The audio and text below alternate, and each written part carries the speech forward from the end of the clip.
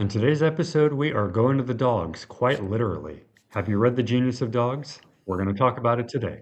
Let's go.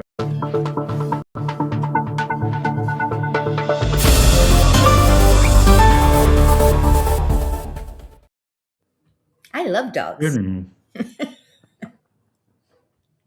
That's just like the bumper sticker. That was kind of random. Good morning, everybody. This is Books, Banter, and Beyond. And yes, we are going over a book I actually just finished. It's a very good book. I recommend it to you guys. Called The Genius of Dogs. So we're going to go over the review. It's a nonfiction book, but it's a very fun book for those who enjoy kind of like the idea of animal brain, kind of the psychology behind it. So, to give you a little backstory, it's written by Dr. Brian Hare and Vanessa Woods. Brian Hare is a professor of evolutionary anthropology at Duke, where he Hmm. founded the Duke Canine Cognition Center. This book has been on the New York Times bestseller list, and it's a result of his work basically digging into the mind of the canine, our dogs specifically. So, how did this whole thing get started? So, he was in a lab watching chimps being tested on a simple task. The researchers would point to a cup, trying to show the chimp where the treat was hidden. The chimps couldn't actually get it done. They don't follow the gestures and they don't make the connections. Hmm. He blurted out to his mentor at the time, that his dog could do that. Of course, his mentor is like, "Ha, very funny." He goes, "No, give me, a few months. Let me get this through. I bet you my dog could do this." And almost immediately, this started off on what would become a 15-year research study that proved that dogs actually have the way to connect what we're saying to the task.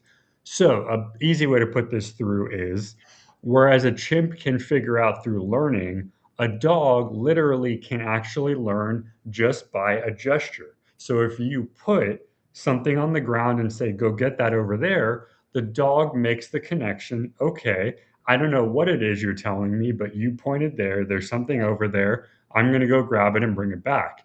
That's the kind of ability that a dog has versus other animals, which Hmm. I think is amazing there. I believe And it. I believe it 100%. and it comes down to domestication is what it is. Basically, because we domesticated, and we still don't know exactly how that process happened, but because we domesticated the dog, they didn't it wasn't just you tamed an animal and got it to do a trick.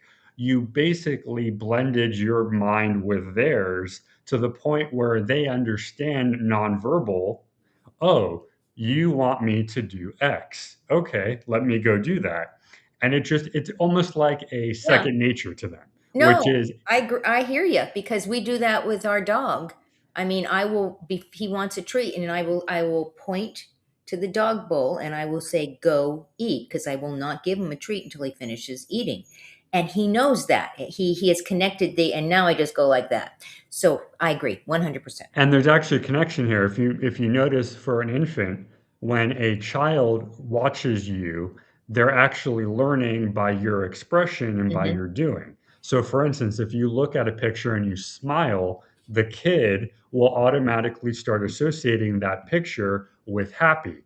If you look at something and you kind of go, then the kid is going to go, okay, that is not good. This is good, Mm. and from just source of visual, the kid will start learning, okay, this is bad, this is Right, good, without you having to actually start the teaching. So right. dogs do that same thing. So if we think about it this way, um, and again, I always figured there was something different on a dog versus other animals, but for those who haven't heard this, do you think it would change how they think about the relationship they have with their dog? It's because I think for someone who will watch this video and go, "Oh, this is interesting," it probably will give them a new insight on Mhm. their pet at home. In this case, not necessarily a pet, more like a family member, a companion. Well, yeah, So, I mean, you've adopted dogs before, right? yes. Right? I've adopted dogs, and in the last 2 cases, the dogs chose us, which was interesting. It was like just knew that was the dog that, and so I think that's kind of what it is. I think if dogs chose to partner with us and chose us to be with us, rather than, I don't know, at a breeder, where they didn't necessarily choose. I don't know. Maybe that's not a good analogy, but I think that rescues in particular really does change our relationship with our dogs. Well, and I think what's interesting is that you can get a dog at past the age of puppy, and you still have that ability to do. So what it proves is that you don't need to necessarily have them from the get-go Hmm. actually make that bond, or as his team called it, dognition. Clever, right? Very So clever. basically, it's how he studied dogs' thinking and solving problem ability. One of the big takeaways from the research is that it's not just one thing. Intelligence is multiple kinds of genius.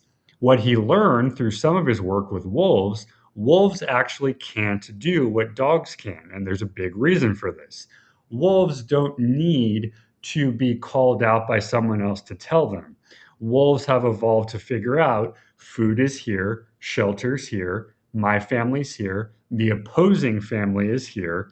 They're working strictly off of evolution and basically safety. So a wolf will actually not be able to figure out the same trick of pointing to something because they don't need to know that ability. They have their own. Back to domestication, because Right. dogs are domesticated. However, but again, dogs are the opposite. So it's not so much that they're better at doing so. This is not a are dogs smarter than other canines? It's a do they understand us without having to actually understand us? And that's the difference here. Chimpanzees and wolves are super smart, but they don't need to understand who we are to get their job done. They need to figure out on their own, this is where you find food, this is where you sleep, this is good people, this is whatever. The book breaks down dogs, or how dogs make inferences. In one experiment, we'll go back to the cup. He put a toy, he pointed to the empty cup, and what do the dogs do? They figure out the toy must be in the other cup.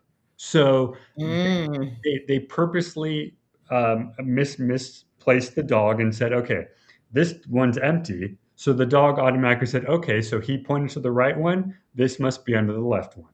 So it's just the idea of it wasn't so much he was teaching him a skill. The dog was inferencing, this is yeah. wrong, so the other side must be right. You know, he does talk about Temple Grandin. She was a autistic woman who actually she's actually the reason that the animals on farms are actually treated well. She's the one who got the humane society to make sure that cows and horses and sheep actually have a good life, even if they're going to be used as food. They are treated with respect. Hmm. Prior to this, farm animals were not given any sort of comfort, so he actually credits her on her use of animal intelligence as well, because her whole idea was animals do know, we just have to listen. Right. And that's the whole, it's a whole thing on her Right. book. So, Right. do you think that we underestimate animals in general? And do you think that looking at this research should actually reconfigure our view on what a non-human animal can actually do?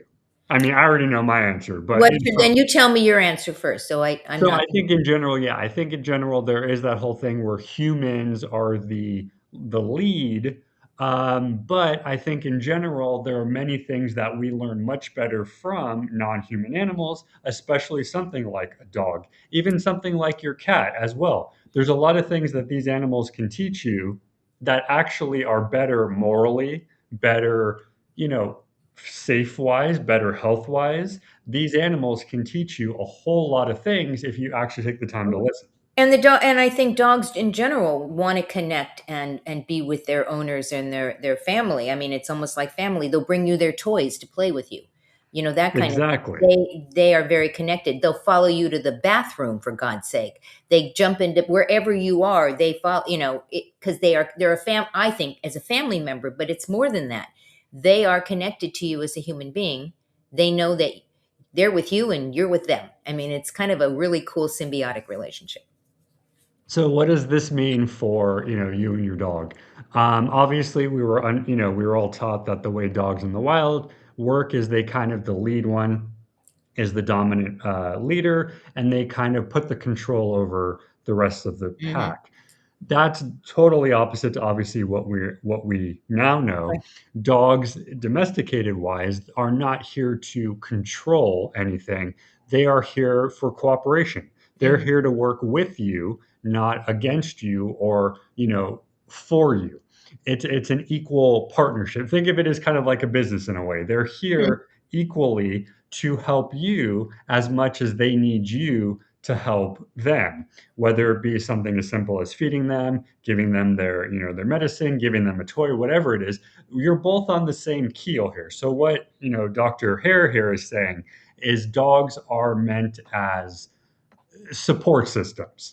They're meant as, an Well, that's equal why we have pay for support equal dogs. job, right? But that's why we have support dogs. Dogs are like the ultimate support dogs, right?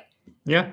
I mean, you just Yeah. use the word support. They're the ones that when those need a support animal, generally it's a dog. We've heard some funny stories about other animals, but generally it's your support dog because Right. it's that So relationship. overall, I mean, if you guys haven't, go check it out. You can get it on audio or in book.